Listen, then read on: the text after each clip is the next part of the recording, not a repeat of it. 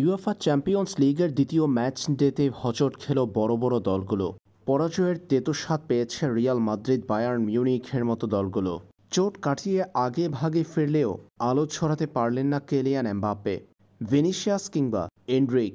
তারাও পারলেন না দলকে পথ দেখাতে। বিবর্ণ পারফরম্যান্সে লিলের মাঠ থেকে হারের হতাশা নিয়ে ফিরল রিয়াল মাদ্রিদ। ইউএফা চ্যাম্পিয়ন্স লিগের লিগ পর্বে বুধবার রাতে ১-০ গোলে পরাজিত হয়েছে কার্লো আনচেলত্তির দল। যে কোনো প্রতিযোগিতায় প্রথমবারের মতো মুখোমুখি হয়েছে দুই দল, সেখানেই হেরেছে ইউরোপের সফলতম দলটি। এদিকে বায়ার্নকে হারিয়ে ৪২ বছরের পুরনো স্মৃতি ফেরালো অ্যাস্টন ভিলা।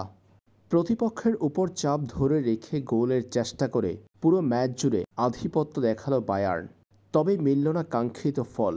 উল্টো বদলি নেমে দৃষ্টিনন্দন এক গোল করে ব্যবধান করে দিয়েছেন অ্যাস্টন ভিলার জন দুরান।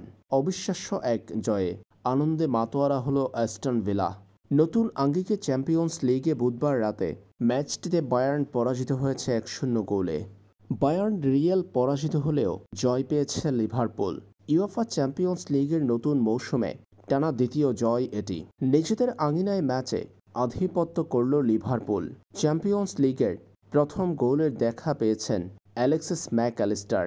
চমৎকার একটি গোল উপহার দিলেন মোহাম্মদ সালাহ।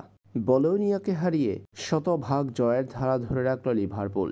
অ্যানফিল্ডে আর্জেন্টাইন তারকা অ্যালেক্সিস ম্যাকঅ্যালিস্টার ও মিশরীয় তারকা মোহাম্মদ সালাহর গোলে ২-০ ব্যবধানে জিতে টানা দ্বিতীয় জয়ের দেখা পেয়েছে লিভারপুল।